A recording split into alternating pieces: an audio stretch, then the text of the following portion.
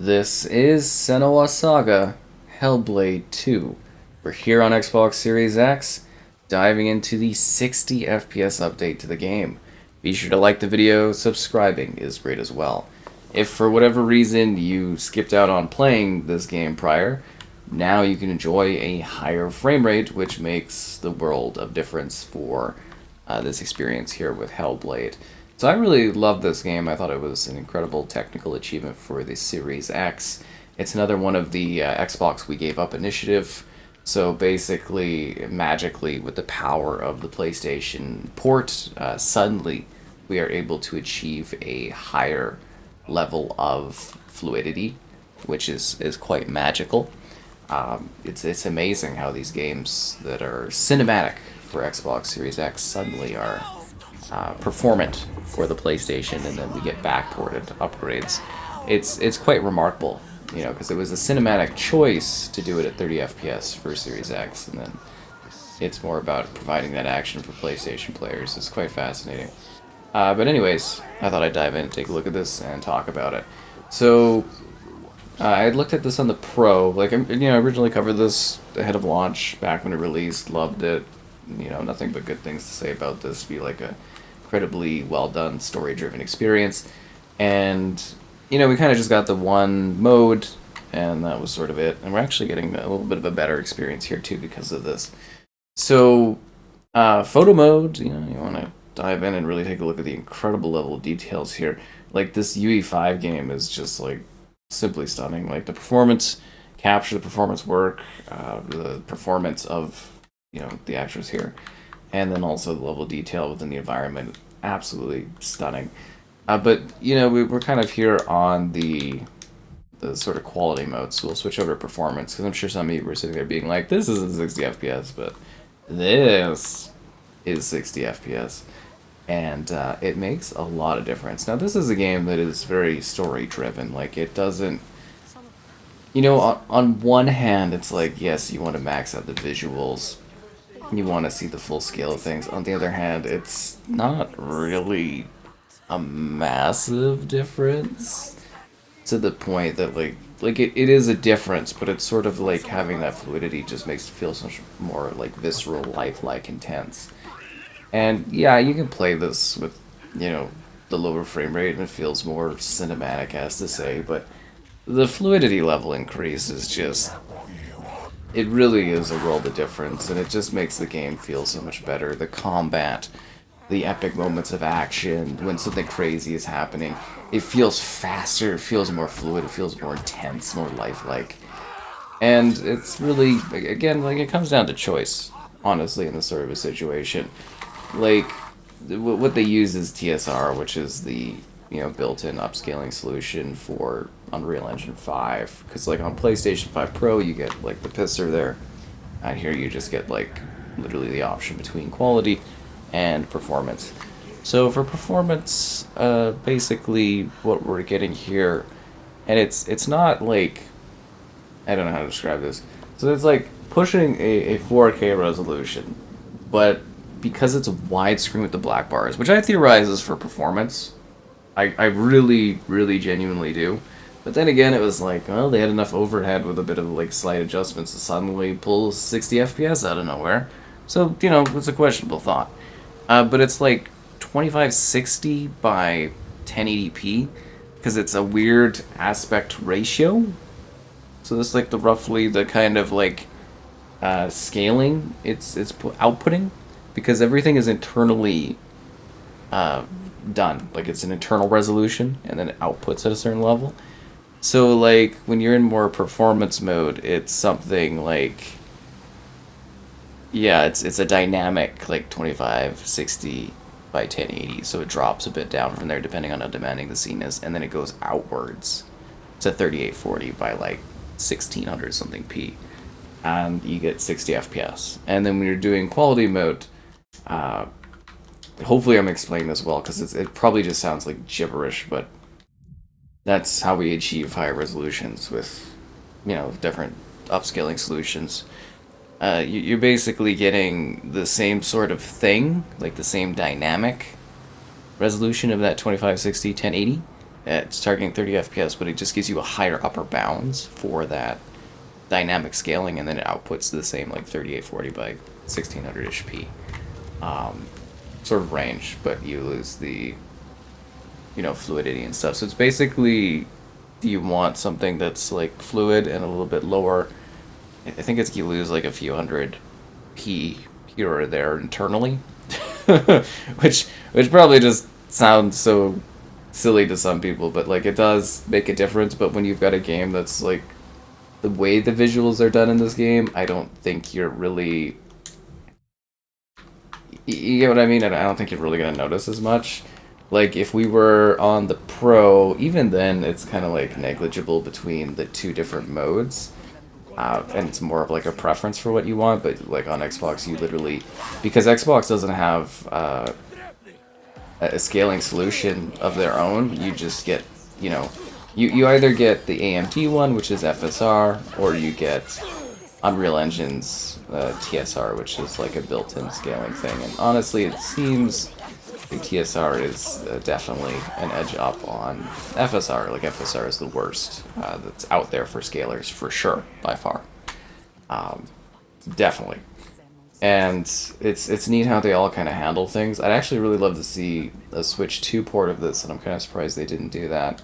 Because this is a sort of, well, I don't know how well that would handle, but like, you get what I mean? Like something so cinematic like this would actually be good on there if they could get it running. Like, I don't know how low you'd have to go, but because then that one could potentially use DLSS, right? And I think that would be really cool. So that's kind of what we're dealing with here from a technical standpoint. So I would say, if for whatever reason you haven't played this game coming in, I think performance mode is the way to go, because it's like, yes, it's cinematic and you can totally get away with the 30 FPS. And, that's how I played it the first time, and I thought it was a magical cinematic visual experience. Like, just absolutely cutting-edge visuals. I think at the time it was the best-looking thing I'd seen console-wise, and it's still one of the best-looking things I've seen. Like, it's actually using a UE to its sort of full potential, almost, if that makes sense, but, like, from a console perspective. And, ow. Yeah, no, it really is. It's still a beautiful game, but now to have the frame rate is quite awesome. But like, I'm not. See, that's my thing, is I'm not really sure that this is something that's like so soon people would want to like revisit it necessarily just to get a higher frame rate on it. If that makes sense, and it's more for people that are playing it for the first time. Because like otherwise, it's it's something you kind of play and then you go, okay, that was cool and stuff. And like even if you love it like I did, you sort of go, okay, cool, I have my fill, and you kind of, move on. Which I think is totally fair for this type of game. And then you maybe revisit it down the line if you want to, go back to it and stuff, and that's fine too. So they do have some other things that they've added with this sort of update, because, you gotta kind of justify the definitive release sort of thing on another platform, and that's just how this business works. So they've updated photo mode, with some little bit more in-depth kind of options. Senua Ally, and you like a little bit more choice stuff, and you do like different lights. Oh yeah, let's add a light right near our face. yes, I love this lighting option. Oh, that's what I'm talking about. Where the fuck? Characters only. Wow. And you can change like the light kind of like color quality stuff, and like the hue of the light, and shadow casting and filter stuff, and you can do the aspect ratio. 16:9. Oh, we can actually see the full screen. I didn't know it was possible to have this kind of technology. Real-time effects are on. Oh wow, this is remarkable. I mean, it's a terrible photo setup that I've created here because it's all cramped and stuff, but this, kind of photo mode's a little bit more extensive. There's a developer commentary, so you can play this game with insight from the developers, which is actually something I really wish a lot more games took advantage of, would be a developer commentary. I think that would be really, really interesting. Just because it's kind of cool. Like, I like it for movies sometimes. Like, if there's a favorite of mine, I don't use it like listen to it on all movies, certain ones, because I like to watch the movie as is usually. But there are some where you've watched it so many times, you're just kind of like, yeah, it'd be nice to have some insight. But I think that would be kind of a cool realm of replayability for me on this one. Wow, that is some heavy scaling stuff going on there. The black lines, I don't remember that being there in the original launch of this. Anyways, that was something I was thinking was kind of like basically the idea of replaying this and then getting more insight into like what they were creating, what they were crafting. It's interesting because it just gives you more context and more, well, yeah, insight into the journey behind making this game and what they were trying to portray or present across the experience. Holy, okay, yep. And it's just kind of a different way to play it. And then they also have the Dark Rot Challenge mode. So the first game, when you played it, there was this concept of like when you died as like you're sort of rotting. If that makes any sense, like you were kind of rotting, and then in theory, if you die too much, you would like actually die. Like it was kind of like a permadeath mode concept that was just baked into the game. But I don't think you ever actually like died. If that makes sense, like I don't think you actually ever failed the rot, to what I recollect. But this one, if you die too many times, you just kind of die, and I don't know, like it's something extra. They have to come up with extra things, right? And they're like, what are the easiest things we can do alongside performance gains for this experience, and that's that's what you get when you let your heart win. No, that's just kind of how it is, right? Like you need to add something to justify the experience and the release, and that's kind of what they decided to do for this one. It's like, what else do? Like, you create like a horde mode or something? It just doesn't fit into the game. There's also, gameplay-wise, a lot of accessibility options, and then combat difficulty with dynamic, and then actual like difficulty levels. I didn't think it was ever too hard, specifically, so player things matter, like kind of what your level and comfort and everything is definitely up to you. But I just want to mention, like, it is something I think anybody could kind of play and interact with and enjoy. And I wanted to mention the subtitles. The subtitles are very well done in this game, and they're very interesting. We'll kind of show that off here a bit. But like, I think you've been seeing them. They'll show up outside of the viewing window, like in the widescreen part of it, and then you can sort of get a feel for kind of like this madness that she's got going on, because like obviously she suffers from a pretty bad like emotional and mental issues for this time and stuff that would be like just wouldn't be something that they would like dive into because they just didn't have an understanding of it. She'd just be like kind of broken, as to say. Yeah. So that's what we've got going on here as far as like new features and stuff like that, and the technical elements of the game. Like it is a very beautiful game. Like it is, like if you want to see something that's really showing where game development is going and really should be going as far as performances, storytelling, and stuff like that, Ninja Theory is always so like innovative. If that makes sense, like they make such great intensive like journeys and stories, and it's like Senua's journey here is incredible. Like I highly recommend the first game. I highly recommend the second game. I also understand to a perspective too, where it's like this type of game is not for everyone. If that makes sense, like I think it's a pretty perfect experience. Like it's like intense, it's visceral. The combat feels like action packed. There's tension, craziness. But some people, they look at this and they're kind of just like, well, you're just walking along, and it's an interactive medium, and it's just trying to do something new and innovative with games, and I think they do such a good job with this one. And they also really expand the lore and the world and the insanity of like where you are and what you're dealing with. You, slave. it's this subtitle's not a good example, but like when you're hearing the there we go. See, you see in the corner there, it kind of like pops up on the bottom, and I think that's really cool and so well done.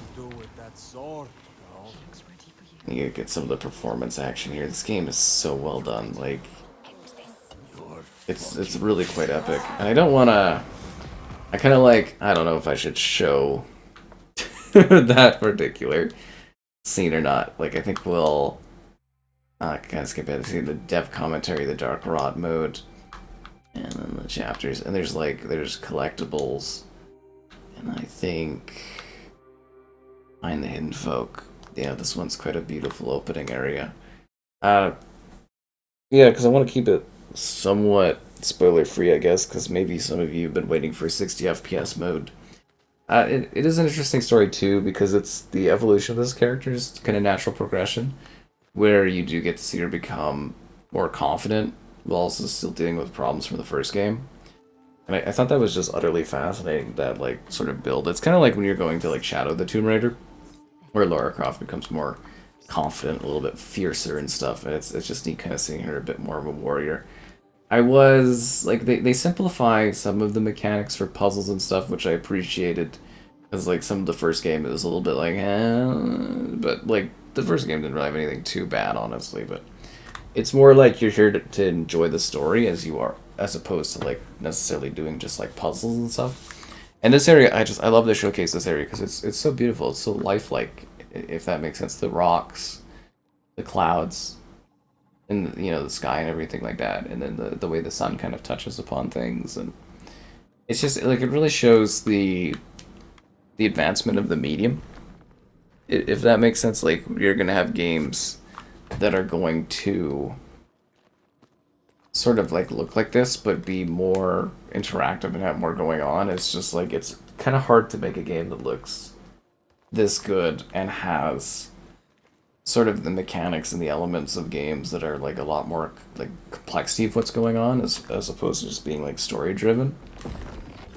And it's also really neat because this game really pushes some of the technical elements of, I guess you would say, the NVMEs, the drives of today, the storage capacity, like just the speeds of them, because it allows the world to seamlessly shift beyond what you're seeing, and it happens in a seamless way, and it's so kind of like majestic. Like it's really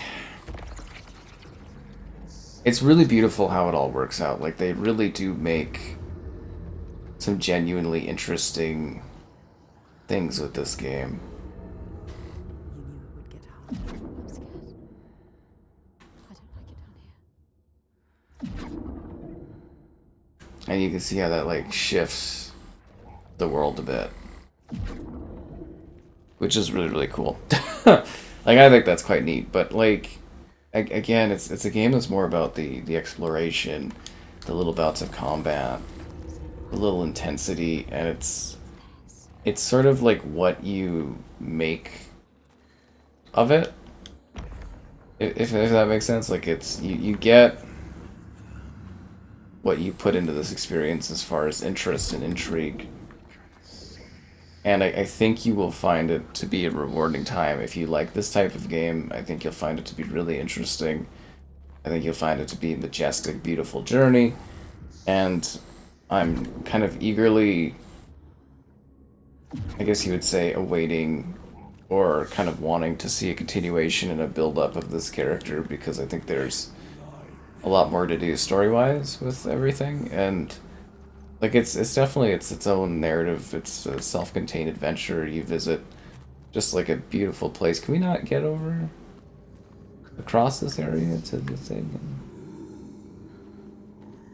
Oh, I guess you gotta switch that to get to that other area, and that's the whole thing. You gotta go through it. I streamed this whole thing too back when it released, so if you wanna, you know, see more of what the game's like, but obviously in a cinematic way, I guess you would say, because you're not getting the frame rate then that you are now. See, like just magically 60 FPS out of nowhere, and it plays perfectly fine.